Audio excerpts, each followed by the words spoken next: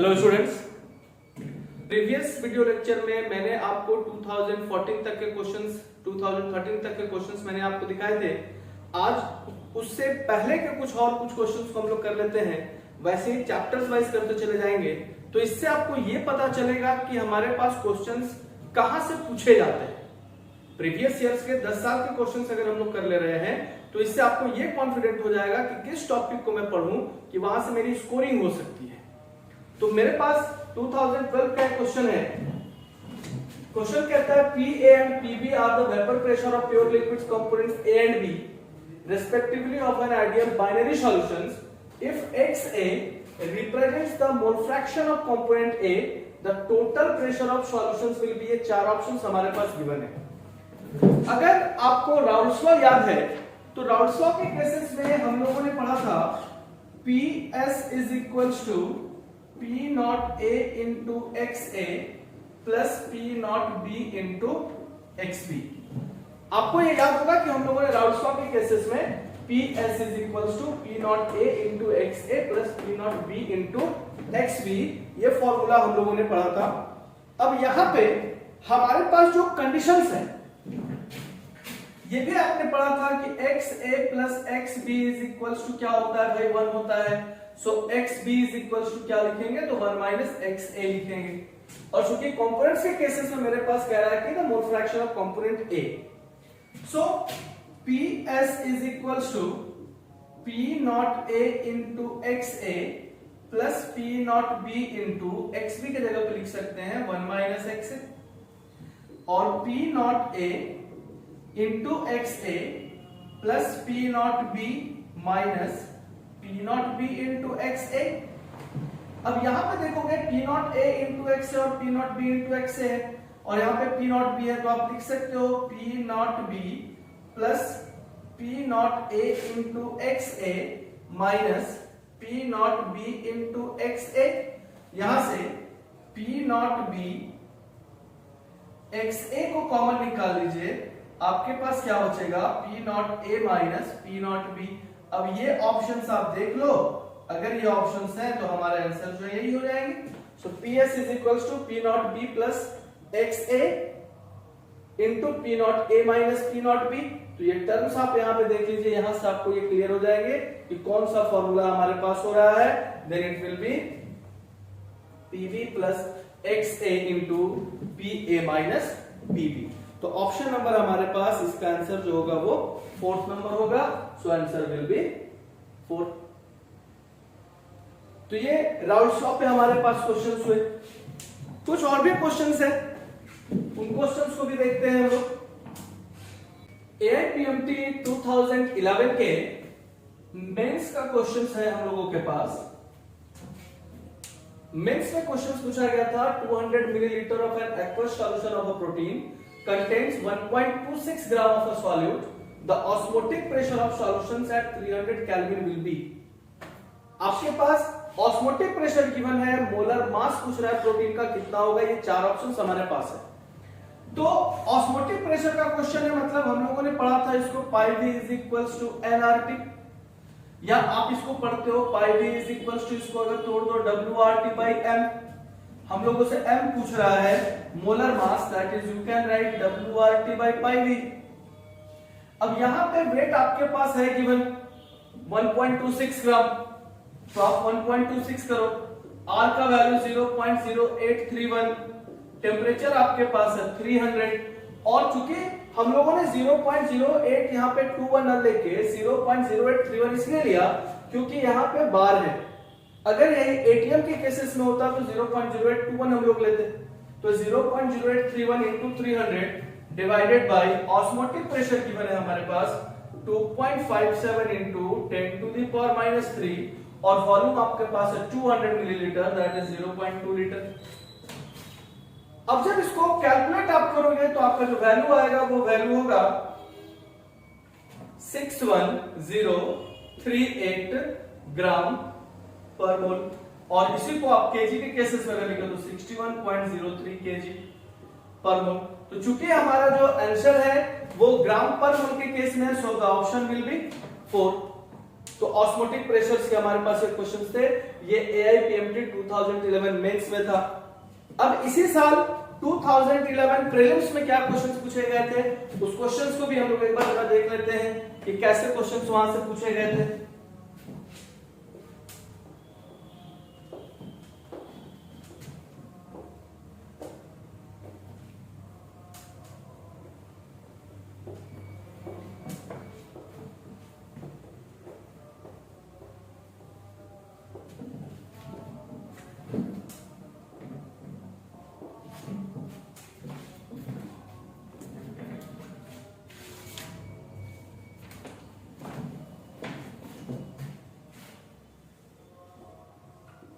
To 2011 के prelims का question हमारे पास था, the van't of factor I for a compound which undergoes dissociation and one solvent other solvent is association, then what will be the option. Conditions कहता है क्या कि हमारे पास अगर एक दो डिफरेंट सॉल्यूशंस हैं तो उनमें से एक जो सॉल्यूशंस है वो डिसोसिएशन शो कर रहा है, एक जो सॉल्यूशन है वो एसोसिएशन शो कर रहा है, तो इन चारों ऑप्शंस में क्या सही होंगे। आपको याद होगा वांट ऑफ फैक्टर जनरली करता क्या है ना कि प्रेडिक्ट करता है नेचर की, किसी भी सॉल्वेंट के नेचर को प्रेडिक्ट करता है कि आई वांट ऑफ फैक्टर है क्या। तो हम लोगों ने पढ़ा था क्या कि अगर आई ये ग्रेटर देन 1 हो जाए, सॉलिड के नेचर को प्रेडिक्ट करता है। हम लोगों ने पढ़ा था कि अगर आई वांट ऑफ फैक्टर अगर 1 से ग्रेटर होता है तो डिसोसिएशन शो करेगा, और अगर वांट ऑफ फैक्टर 1 से अगर स्मॉल होता है तो एसोसिएशन शो करेगा। ये आप सभी लोगों ने सॉल्यूशंस में वांट ऑफ फैक्टर्स में आपने पढ़ा इस चीज को। अब यहीं से आप इसका आंसर आप ढूंढ लीजिए। यहां पे कहता है कि want of factor greater than 1 होगा कब भाई, जब डिसोसिएशन शो करेगा, और लेस देन 1 कब होगा, जब एसोसिएशन शो करेगा। तो कंडीशंस में हमारे पास वही है, कह रहा है कि एक जो सॉल्वेंट है वो डिसोसिएशन शो कर रहा है, तो डिसोसिएशन शो करेगा, इसका मतलब ग्रेटर देन 1 होगा, और अगर एसोसिएशन शो करेगा तो लेस देन 1 होगा।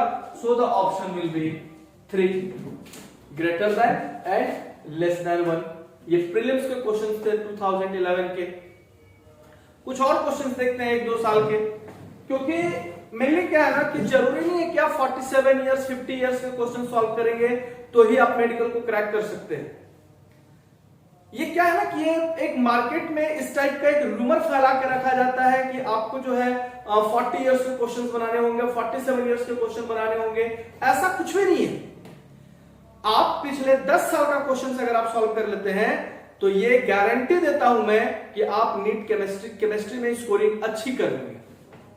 ये मैं गारंटी दे रहा हूं आपको कि केमिस्ट्री की स्कोरिंग हाईएस्ट स्कोरिंग आप कर सकते हैं बस पिछले 10 इयर्स के। तो मैंने कहा आपको कि ये मार्केट में ऐसा र्यूमर होता है कि आपको प्रीवियस 40 साल के 45 साल के क्वेश्चन सॉल्व करने पड़ेंगे तब आप जो है वो नीट क्रैक कर सकते हो। ऐसा कुछ भी नहीं है। आप सिर्फ क्वेश्चन एनालाइज कीजिए किस चैप्टर का कौन से टॉपिक से क्वेश्चन पूछा जाता है, और मेरा प्रयास यही है इस वीडियो लेक्चर्स को बनाने के लिए कि मैं आपको वो बातें बता सकूं जो आपको शायद नहीं पता है या जो दूसरे लोग नहीं बताते हैं कि क्वेश्चंस कहां से पूछे जाते हैं। तो सॉल्यूशन में आप कॉलिगेटिव प्रॉपर्टीज को टारगेट कर लो। कॉलिगेटिव प्रॉपर्टीज से क्वेश्चन श्योर पूछे जाते हैं और हर साल पूछे जाते हैं, मतलब 4 मार्क्स आप आसानी से अचीव कर सकते हो। चलिए 2007 में क्वेश्चन पूछा था आप लोगों से, 0.5 molar aqueous solution of weak acid is 20% ionized if Kf for water is given, the lowering of freezing point will be। Lowering of freezing point बोले तो डिप्रेशन इन फ्रीजिंग पॉइंट, और डिप्रेशन इन फ्रीजिंग पॉइंट हमारे पास delta TF ये find करने के लिए कह रहा है। अब यहां पे ये ध्यान रखना, बोला 20% आयोनाइज हो चुका है, वीक एसिड है यानी डिसोसिएशन शो करेगा, और अगर डिसोसिएशन शो करता है HX तो ये H प्लस और X माइनस बनाएगा। 20% आयोनाइज्ड है मींस अल्फा गिवन है हमारे पास। डिग्री ऑफ आयोनाइजेशन यहां से हम लोग फाइंड कर सकते हैं। अल्फा 20% बोले तो 20/100 दैट इज 0.2। और जब अल्फा फाइंड कर लेते हैं तो यहां से one of factor easily find कर सकते हैं हम लोग। डिसोसिएशन है तो डिसोसिएशन का फॉर्मूला हम लोग यहां पे लगाएंगे, alpha is equals to i minus 1 by n minus 1, it will be 0.2 is equals to i minus 1 by 2 minus 1, क्योंकि यहां से n अपने पास ये 1 और 1 दो मोल में डिसोसिएट हो रहा है, so 0.2 is equals to i minus 1 by 1 और I is equals to 0.2 plus 1, it will be 1.2. One top factor हम लोगों ने यहां से फाइंड कर लिए।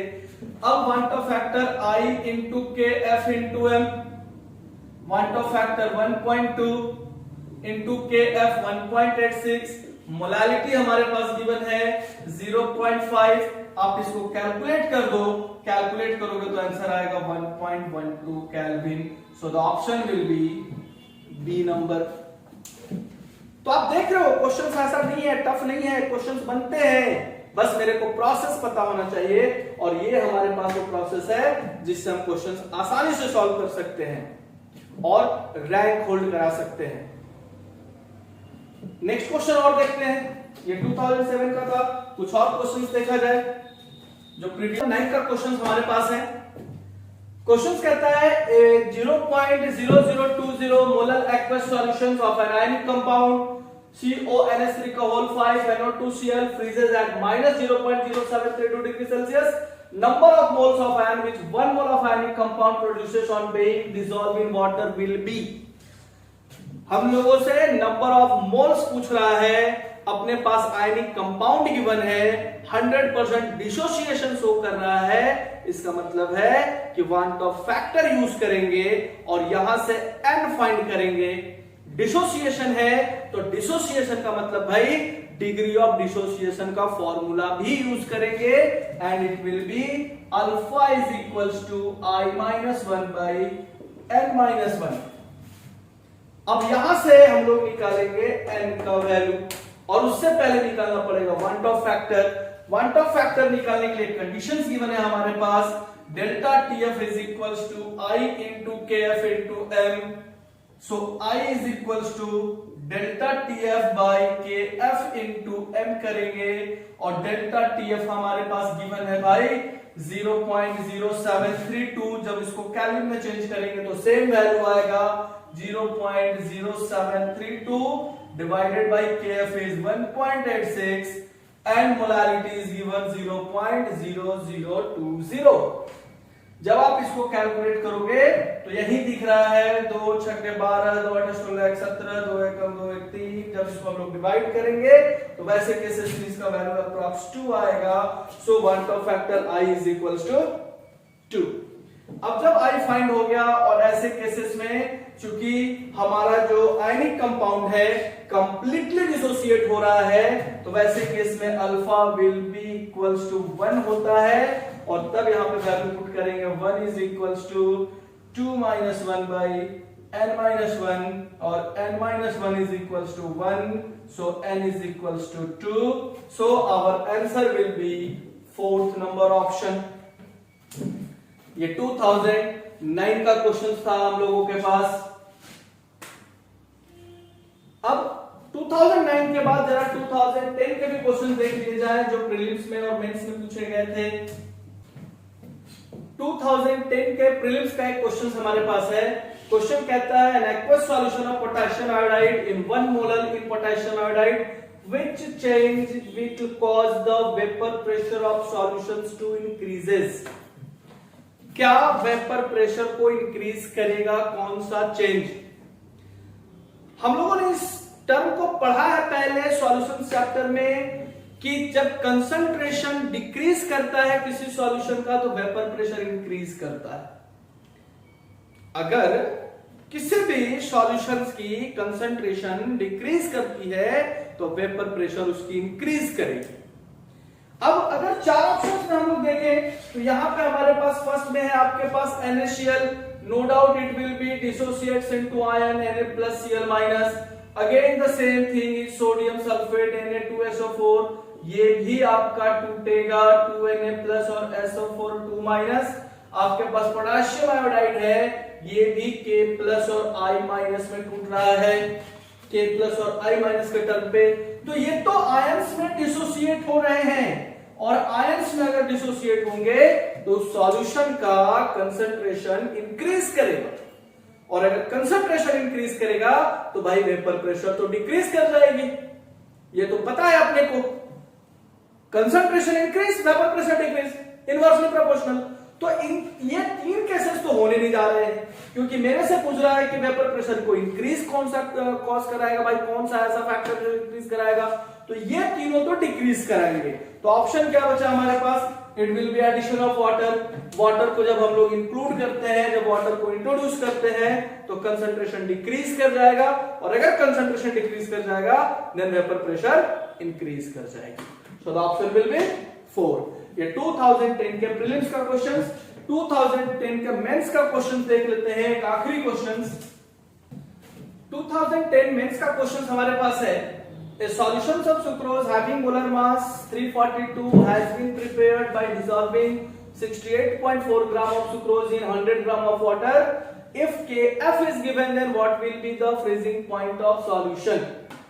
सॉल्यूशन का फ्रीजिंग पॉइंट अपने से पूछा है, तो delta TF is equals to KF into M। अब यहाँ पे क्या ना, मेरे को क्वांटम फैक्टर यूज नहीं करनी है, क्योंकि ना एसोसिएशन शो कर रहा है ना डिसोसिएशन शो कर रहा है, और ना ही जो कंपाउंड गिवन है वो आयनिक है। तो simply delta TF is equals to KF into M।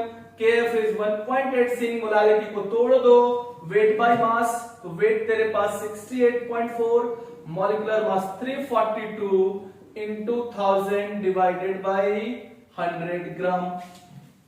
Molality का फॉर्मूला को इसमें हमने पुट कर लिया। अब यहां से अगर आप कैलकुलेट करो, डेसिमल हटा दो, यहां एक 0 होगा, 1000 कैंसिल, ये 2 टाइम्स में आपके कट गए। यहां से कैलकुलेट कर दो 3.72 डिग्री आपके पास, सॉरी 3.72 केल्विन आ गया। अब इसको जब डिग्री सेल्सियस के केसेस में जब हम लोग चेंज करेंगे तो 0 degree Celsius that is 273 kelvin, 273 kelvin minus 3.72 kelvin. आप यहां से इसको कन्वर्ट कर दो, ये केल्विन के केसेस में हो जाएगा। डिग्री सेल्सियस के केसेस में भी अगर जब हम लोग चेंज करेंगे तो जब डिग्री में आप इसको चेंज करोगे तो 0 से इसको सब्ट्रैक्ट करेंगे, वैल्यू आपके पास आएगा, it will B minus 0.372 degree Celsius. ये हमारा आंसर। तो इस टाइप के क्वेश्चंस हमारे पास हैं। क्वेश्चंस में आपने एक बात कॉमन देखी होगी कि हम लोगों का जो क्वेश्चंस पूछा जाता है वो सॉल्यूशंस के कॉलिगेटिव प्रॉपर्टीज से मैक्सिमम टाइप क्वेश्चंस पूछा गया है। So the important topic in your solution chapter is colligative properties. Hope students आपको ये क्लियर हो गया होगा कि किस टॉपिक के मेरे को रीड करनी है, और ये कॉन्फिडेंट भी हो गया होगा, अभी तक आपको कॉन्फिडेंस आ गया होगा कि अगर क्वेश्चन सॉल्यूशन आएगा तो नो डाउट मैं उसको सॉल्व करके ही आऊंगा। ओके।